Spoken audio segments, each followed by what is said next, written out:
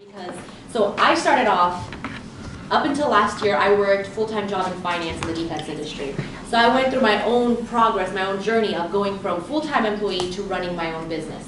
I used live streaming to launch my business, and it actually helped me figure out what do I want my voice to be. And one of the biggest things the reason why I want to talk about how your mindset affects your live stream is because the technicalities, the tools, the know-how, that you can find everywhere. And entrepreneurs especially, we want to know, okay, give me the newest, this is the tool, this is the platform, tell me how to use it. But before you use platforms, before you jump on and start working on the business, every business has a foundation. And you are your business's foundation. Your mindset is your business's foundation. And if you don't have the right mindset, regardless of how good you are at Instagram marketing, regardless of how good you are at everything else, or you might have the best coaches with you, but your business eventually will be doomed to fail because you're going to self-sabotage it because of your mindset. And so I'm going to first show you guys, if you click next real quick, one of my first live streams, just so you guys can get an idea of what my live streams on Periscope were when I first started. Thanks for joining. Let me just go ahead and fix my thing. Hi everyone, thanks for joining everyone. I'm continuing the review of Think and Grow Rich. Hi, thanks for joining Tim. Thanks for inviting followers. Okay, it's staying in place. Yes. When did you start? So I started in October of 2015. Up until then, I was working full-time, and then I had thought I was going to become a real estate investor. And there were some real estate investors who were on Periscope, and they were giving free advice and mentoring. So I hopped onto Periscope not intending to broadcast. Like, that wasn't even on my mind. I was just like, okay, I'm hopping on to listen to people. And then as I listened to people, I started getting involved with different networks, with like Limitless Mafia, with Parapreneurs, which is where I met Sarah. And then I started noticing a need. I started noticing that people were struggling a lot with success, with mindset, and with certain just mental shifts that you have to do. Yeah, come on in, you guys. Sorry, come on in. Oh gosh, no worries. Come on in, grab a seat. And so I had noticed that people were struggling with that. So I started broadcasting to fill that need. And as I started broadcasting, when I first started broadcasting, my fears were, will anyone show up? And then it was, is my data strong enough, or is my Wi-Fi signal strong enough? Because keep in mind, I started broadcasting while working full-time, so I broadcast on my lunch break. And if you can go ahead and just click next. While I was on my lunch break, I was driving to the nearest parking lot or the nearest park where I could get a strong enough signal. And then I started thinking, oh my gosh, what if someone shows up and like there's background noise and people won't be able to hear me anymore? Like, those were my worries, right? And then do I look camera ready? Like, is my hair in place? Like, legit, come on, your hair's gotta look good, right? Because this is recorded, this is live, people from all over the world, are gonna watch this. So when I first got on, my very first broadcast, I had between 10 to 20 people. I don't remember how many, but I had people, right? Yes, I have people. Good, cool. Then my third broadcast, it jumped to over 100 people in the broadcast because someone had seen my stuff, they shared it out with Sean Thomas, with the Maddoxes, and before you know it, now that I had people, I started worrying, oh my gosh, am I providing enough value? And the point is, no matter how much experience you have, no matter how few or how many viewers you have, you're gonna have doubts. You're gonna have fears. Things are gonna come up at you because you're doing this, you're doing that. Your brain is just gonna have that stuff come into you. And the reason why I want to talk about mindset is because when we look at live streaming is communication. And so last year I went to a conference, and I remember one of the speakers was a lady whom the FBI brings her in to sometimes do their interrogations for them because she's excellent at reading body language, and she can tell if someone's lying, and sometimes she's better than the polygraph because she's just that good. And so what she told me, and after she said this, then I'm like, I saw it everywhere, right? But before you find out, you don't see it everywhere. And if you can click next, is 7% of our communication are the words that we speak. Only 7% of our communication. 38% is your, can you click? Yep, sorry. 38% is your tone, and then 55% is your body language. But let's be serious. When I'm broadcasting and holding my camera up like this, right? Or, when you get a tripod, and you're seeing people come in the room, you have questions, you're responding, how many of us are actually thinking of, is my tone right? Is my body language right? No. We're thinking of, I have to say this, I have to read that, I have all this stuff. So everything else then, 93% of your communication is what your subconscious mind does. And if your communication, if live streaming is what you're using to build up your business, if it's what you're doing to try to get an alternate revenue stream, you want that 93% of your communication, you want it to be in alignment with you. So when people watch you, they know, like, and trust you. When people watch you, they're like, this is the real deal. This person, what they're saying, I know I can follow them, I know I can believe them. And that's why it's so important to get that mindset portion right. And so I'm gonna real quick, what I'm gonna do is go into talking a little bit about the conscious and subconscious and unconscious mind. We'll cover that real quick, and then I'll give you guys practical tips of actual, like, 3 things you can do to make sure that while you're building up your business, and especially things you can do right before you present, to make sure that you're bringing your best self, your most confident self to the camera. So go ahead and click next. So by now, most people know your potential, what you can achieve, absolutely, all of that is limited only to what you think and what you believe is possible. And that's because we have our conscious and our subconscious mind. If you can click next. Do you want me to stay there so I can click next? No, I got you. All right. And then click next again. There'll be another picture. Like 2 more next, I think. Perfect. It's the typical iceberg image, right? Your conscious mind is just the tip of the iceberg, and your subconscious and unconscious mind is everything else underneath. And for the purpose of this presentation, when I say subconscious, I mean subconscious and unconscious, so both of those levels. And so if you go ahead and click next. Your conscious mind, that's everything that you're currently aware of. You know, the 5 senses, it's processing information and it's bringing that in. Your subconscious mind, however, stores absolutely everything that your conscious mind processes, and it just stores it. It's this data bank, it's this program code that's created, and it doesn't know fact from fiction. It doesn't know, is this right, is this wrong, does this serve me, does this not? It's just a program code, and whatever you feed it, it accepts that as truth. And this is where our gut instincts come from. And this is what controls most of your communication. So that's why it's really important to know what is going on in my subconscious mind. What are my beliefs about, can I build a business? Can I live stream successfully? Can I build revenue for my live stream? That belief system will show up whether you want it or not. So I started broadcasting October 2015. Up until, gosh, when was it? April 2016, I didn't even make 1 sale. Wait, how long? So it was 5 months. I was broadcasting for 5 months, and I hadn't made 1 sale. I don't feel bad. Yeah, right? And you guys, I hadn't made 1 sale, and I'm like, dope. What is up? I had like 200 people watching me live, not just 200 people watching my broadcast, 200 people watching me live, and I hadn't made a sale yet. I'm like, what is going on? Either something's wrong with those people, or something's wrong with me. And in most cases, It's the people. no. It's take blame, right? Look at, what can I change? What can I own? What ownership? And that's when I started realizing, oh my gosh, I don't truly believe that I can help these people. Like, I know this is applied, I've used it and applied it to me, but when it came time to asking for the sale, my subconscious mind, I'd find ways to mess it up, you guys. I wouldn't even know how, but I found ways to mess it up. It's similar to when we're driving a car, and you're like, let's say someone's in the car and you're talking to them. Or sometimes you're driving home and you have no idea how you got home, because you consciously weren't aware of it, but you got home because your subconscious mind kicked in. And your subconscious mind's actually better at handling decisions like that than you are, than your conscious mind is.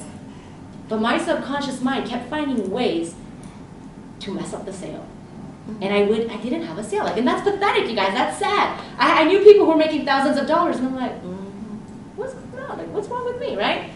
And that's when you have to break it down. That's when you have to really dive into it, because once again, you can have the best marketing, but if you're the one tripping up the sale because of your subconscious mind, it's not going to help. And that's why we need to go dive deep into that. And so our subconscious mind has a default mode. You can click next. And so basically what it is, in your first 7 years of life, most of your programming, that's when it got put into your brain. In your first 7 years, they've been looking through, brain scans, PET, EE, something, I forget the exact thing, but it's basically all these scans. It shows that your brain functions differently when you're your first 7 years and when you're later. There's a Dr. Reichel he did this research over at Harvard, and he called it the default mode network, where he sees that when an adult brain is at rest, so like when you're daydreaming, certain parts of your brain start getting activated, and your default thing starts happening when you're not focused. But little kids, they don't have that. It's still developing. And so that's where all of your data, all of your programming of, can I be successful? Of what does success look like? All your money beliefs, all your beliefs about confidence, about being able to have public speaking, all of that were programmed then. And I'm just gonna give you guys 2 examples of how this really impacts business. So for me, I was born in Romania. I moved to the United States when I was like 5 and a half. And then even in Orange County, there's a very strong Romanian community. So I grew up, I grew up speaking 3 languages because my mom's Slovakian, so I learned English as my 3rd language. Anyways, total side. But I grew up within this Romanian community. And within the Romanian community, they're very, very strict about respect your elders. You do not interrupt elders. If you're a child, you don't interrupt, you don't correct, you be respectful. And I didn't realize how deeply ingrained that was in me until I started my first job. My first job was at Raytheon. It was a defense industry. It was like my first job ever, like period. I applied for Subway, got rejected. I applied for Raytheon, I got accepted. Go figure. And so I applied for Raytheon, and I was 20, so I was an intern. I was the only female in my department, and I was the only person under the age of 50 in my department as well. And I remember when we'd be in meetings and they'd be talking about something, I'm like, no, that's not right. But I didn't know, like, why don't I speak up? Because everywhere else, I'm like really talkative and I speak up. Like, but why am I not speaking up? And then I had to just stop and think about it, and I realized, wait a second. Because growing up, what had I seen all my life? You don't interrupt your elders. And this was my first time working and interacting with people who are twice my age. And so I had to train my subconscious mind to say, these are my elders, these are my peers. And then as soon as I made that switch, boom, completely different story. One of my clients, she was, her father was very verbally abusive to her when she was young. And this lady is brilliant. Like, she is so good at her job at what she does. But whenever she would get into meetings, male-dominated industry again, so there's like usually she's the only female in the group, and the men started raising their voice, by default, she just started climbing up, shaking in, like just withdrawing, and then if people were asking her a question, when she'd respond, her voice was quivering. Like, they thought she doesn't know anything. And so she'd come to me, she'd be like, I have no idea why, what is going on, what can I do to switch it? Until she finally realized her default programming had told her, when men raise their voice, they're threatening because of her father, and so then you protect. And so she worked hard to fix that so that she could be successful in business. And so all this stuff here, your subconscious mind, when you're live streaming, when you're broadcasting, when people start asking you questions, I remember on Periscope when the trolls started hitting in, and not even trolls, like you'd get like 10 marriage proposals, a whole bunch of open bobs because they couldn't spell boobs, right? You get all of those coming at you. You get all of those coming at you, and then like, what if I've had a bad day? That's all in your subconscious mind going on. And so your subconscious mind really needs to be primed for, I am confident, I got this, we're good to go, this doesn't faze me. And so the cool thing though is you can change your programming in your head. You can change whatever that programming was. And you can either do it through hypnosis or through repetition, which is why you gotta make things a habit. Because if you repeatedly tell your subconscious mind something, if you repeatedly do something, your subconscious mind is gonna accept it as the truth. And that's gonna be the new default mode. And so, go ahead and click next. So yeah, what you repeatedly do, hear, and see is what your subconscious mind believes. There you go. Next. So in my coaching practice, one of the things that I'm doing, I'm what's called an extreme focus coach. My coach and mentor, he created a system. He coaches elite athletes, so he does NFL players, Major League Baseball, Olympic teams, and really cool. Last year, we got approved by the Pentagon to roll out the training to all the armed forces. So they launched it in November. This year, the first group started, and I got to coach one of the groups. So I was really super excited. It's freaking amazing. But what he does is every single one of these topics and every single one of these things, he roots it in an animal, because then you have like a 92% retention rate, you remember it much better. So the armadillos, think of it as the armadillos. Mima and Nima, because mind mastery is life mastery, or business mastery, or live stream mastery if you want to say that as well. There you go. The armadillos have a very hard shell. And whenever they're attacked, They withdraw in their hard shell, and the negative forces just repel. So think of your conscious and your subconscious mind as an armadillo. If you see a negative influence coming at you, if while you're broadcasting something negative is coming, you got your shell, you don't bring it in. But then the armadillos have another thing that's really cool. If they want to get away from a predator and they're near a body of water like this, they just fill themselves up with air. They balloon themselves up with air, and they can float on the water like a balloon, or like those little gloves, stuff. And so that's where the miracle comes in, because you choose what goes into you. You're the only one who chooses what really gets to stay inside your brain. And that's why man is the master of his own destiny. That's why we can change whatever it is. And so that's where the practical application comes in. If you go ahead and click next. Perfect, it's automatic. The power of your words, the powers of your visualizations, and the power of your body posture that affects your communication, affects your business, affects absolutely everything. I'm going to go ahead and start off with the body posture. How many of you guys have seen Amy Cuddy's TED Talk on body language? Okay, you guys are in for a treat.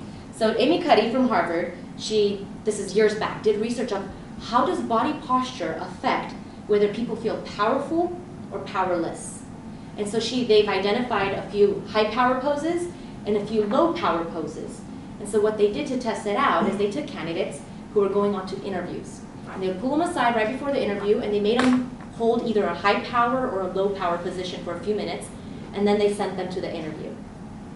Unanimously, the interviewers all wanted to hire the people who did the high power poses. The interviewers didn't know about this. It was double blindfold, like no one knew, they didn't know. They unanimously, and they quoted it, that it said because they seem more confident, they seem more capable, and they seem like they'd be able to do this job. We like them. Not even looking at resume or experience. And because this is what happened, certain power poses, when you hold them, what it actually does is it tells your brain to start producing testosterone. So it tells your brain to start it affects your hormones, it actually affects your biology. And it makes you feel more powerful, feel more confident. The low power poses, they actually make your brain start creating cortisol, which is the stress hormone, and then you're stressed out. So I'm going to tell you what those power poses are and what the low poses are, so you know what to avoid and what to do. So the power poses, the favorite one is Wonder Woman. So you keep your feet about hip width apart, put your hands on your hips, and you just stay there for 2 minutes. That's it. And you stare at yourself. You can stay there, or you can stay in front of a mirror and just stare at yourself for 2 minutes. I know it seems silly, but really that's what you do, and it makes your brain start producing testosterone. Another one is when you're sitting down. Boom. Sit down, put your feet up, and your hands behind your head. Oh, wow. And just chill. Like, oh, here, let me, There there you go. Just chill and hold that position for a while.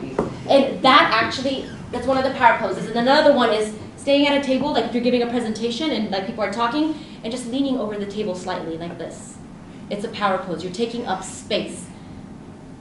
Just simple things like that is nonverbal communication. Remember, your body language is 55% of your communication.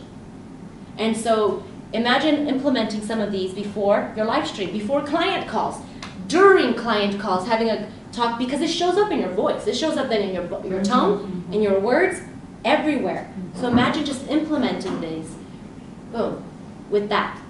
And then the low power poses are hunched shoulders. If you have hunched shoulders, women, we tend to a lot of times cross our legs and like take up less space.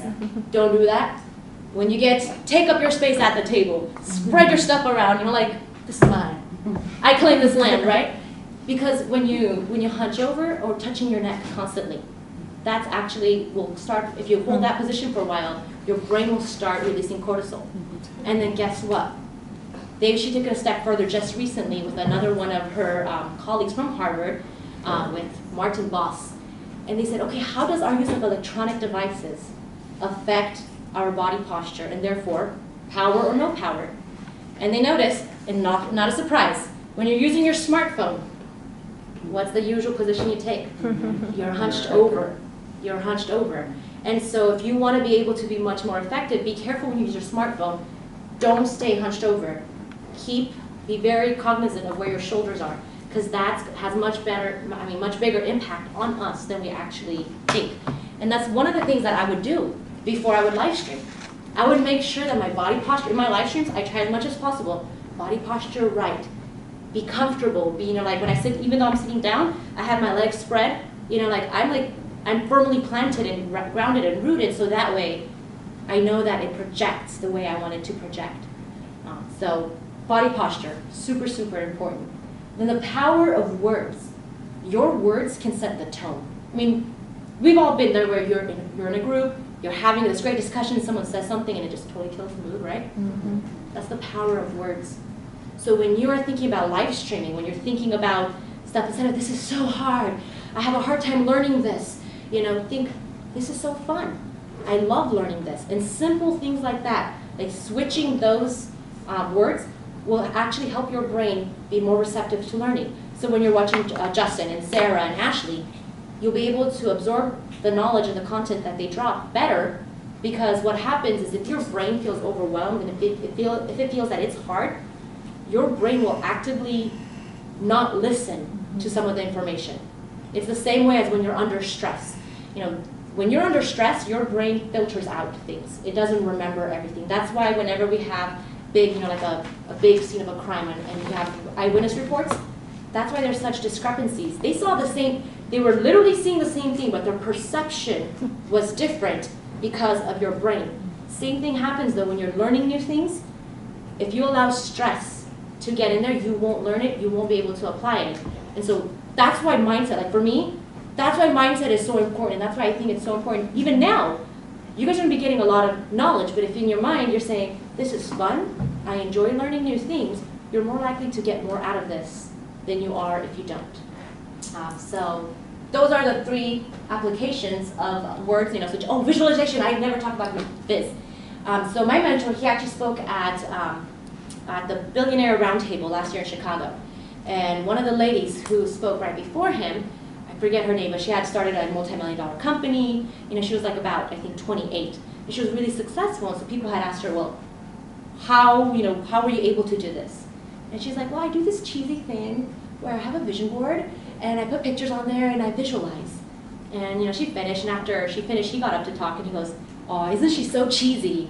And then he says, but you know what, cheesy or not, she's successful. And that works, and the reason it works is because any billionaire you talk to, they'll tell you visualization works. And that is what, I got the opportunity to meet Jeff Hoffman. He's the co-founder of Priceline.com. And visualization, that's what he was talking about. You create, because what happens when you're doing visualization, you're training your subconscious mind to say, this is truth. This is truth. And then your subconscious mind will find ways to prove it to you, to prove it to your conscious mind in your reality, in your perception of reality. So that's why that is so important. Question. So, yes, of course. So I work full time and I have a commute that sometimes is 2 hours, depending on if it's rain. And I noticed that in driving, especially in the mornings, I'm up at 3:30 and out the door between 4:30 and 5 to be at work by 7. And I noticed that sometimes. We're feeling your pain. I'm feeling No, I was trying to tell him about the commute. Bless your heart. That's why I'm getting my business going. I want to. Yes. But what I notice is as I'm driving, and it's almost, and I'm conscious of traffic. I am. It just feels like a trance-like state that I'm in, and I can see myself doing something different, producing something else.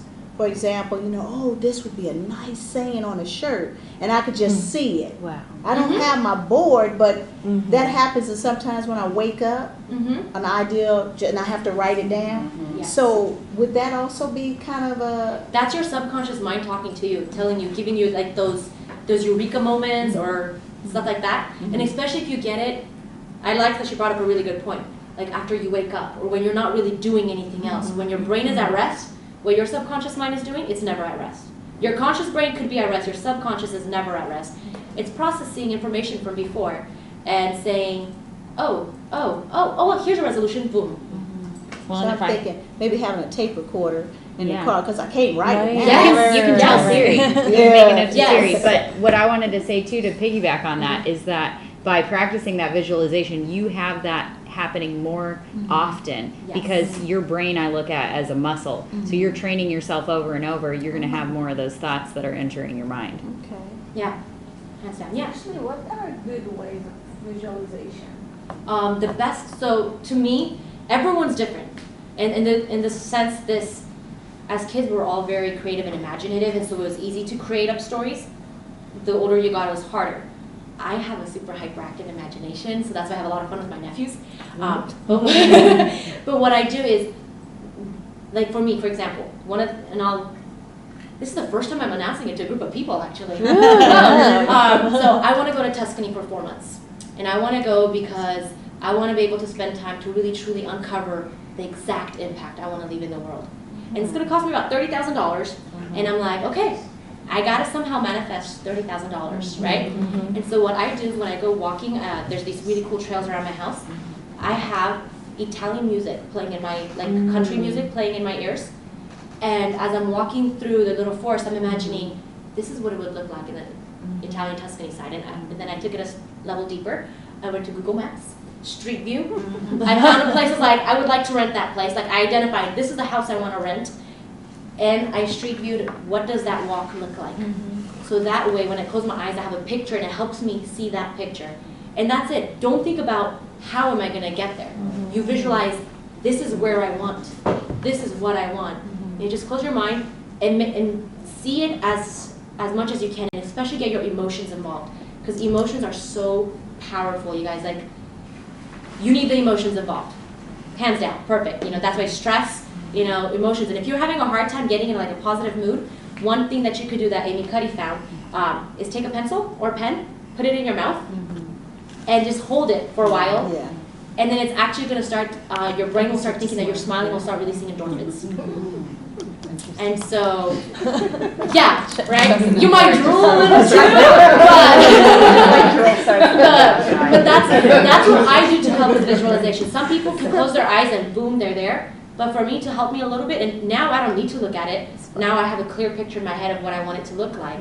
But that's if you need help starting you with that visualization to be like, well, I've never been to Italy. Like, what does it look like? It's beautiful. Oh, yeah. I actually have been to Italy, but not Tuscany.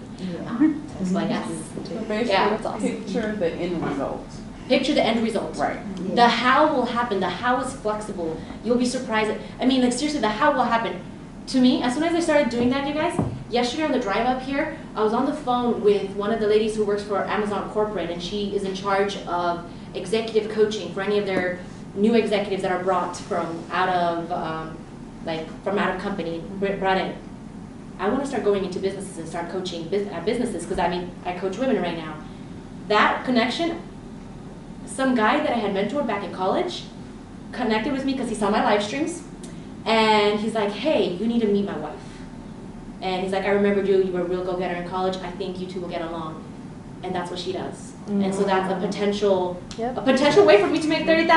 Right. Just saying, right? but that's the whole mindset. So then go ahead and click next. And this is once again why this entire topic. Once again, why am I talking about mindset? Because your subconscious mind controls 93% of your communication.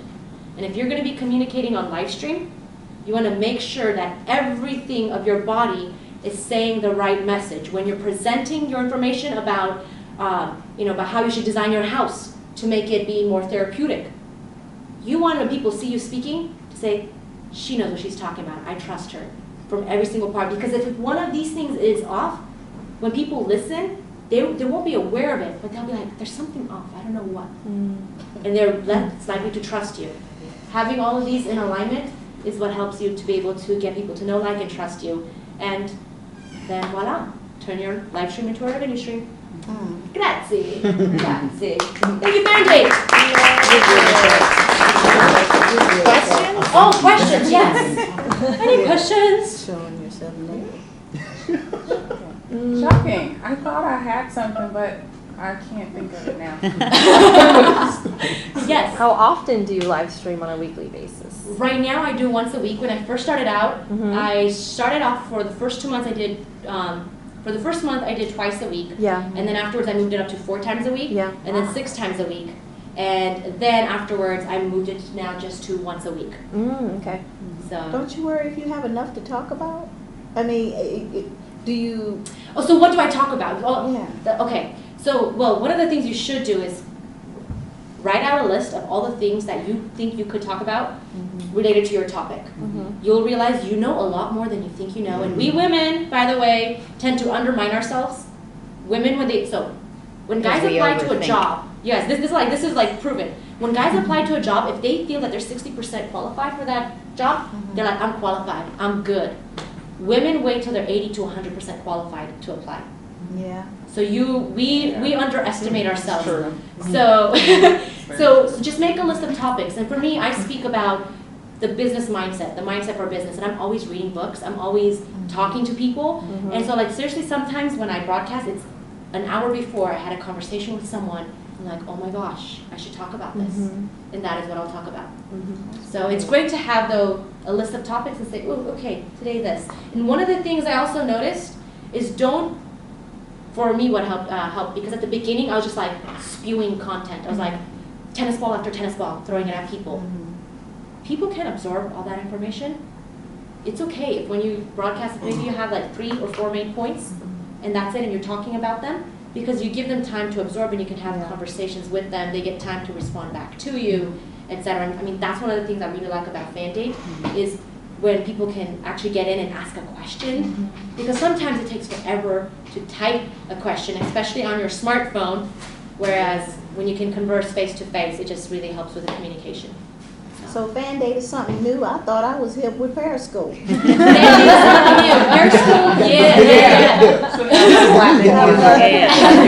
FanDate, Periscope, Facebook Live. Yeah. Let's definitely do Facebook Live, especially now that the newsfeed option, and they're coming out with really cool updates for their pages profile. But what I found in my personal experience is when I broadcast from my personal profile, I get a lot more views than off of my fan page because people want to interact with people.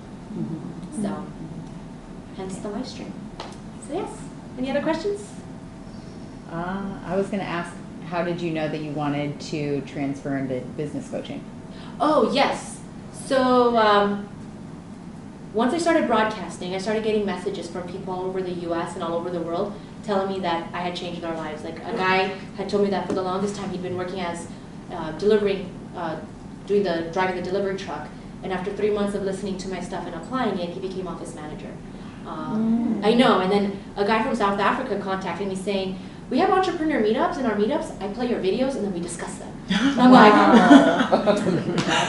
thanks. I was like, wow. And so then when I started getting these responses, I was like, I might be onto something here. And then I started looking at my life and realizing, wait a second, what do I do at work? I'm the in-house counselor. I'm the one who's counseling and helping people. And so I said, okay, let me make this a business. I love it. I do it for free anyways, so why not? And that's what I did. And at first I thought I was going to be coaching entrepreneurs because most of the people who were following me were entrepreneurs. And I did a lot of trial and error, basically. I asked my fans, I was like, what do you guys want? They gave me. I was like, they're like, no. I'm like, what do you want? No. And finally I'm like, okay, you know what, forget this. Like my playground is corporate America, because that's 10 years of experience in corporate America. As soon as I switched that, I had people like, oh, hey, hi. I'm like, hey. Abbreviated version. So it's just trial and error, and then finally realized, honestly, what it really came down to is finally realizing, listening to my heart and saying, wait a second, what do you want to do? What is easy for you? What are you already doing? How can you merge that with what you've been doing? And that was it. So, thank you. Thank you. Thank you. Okay.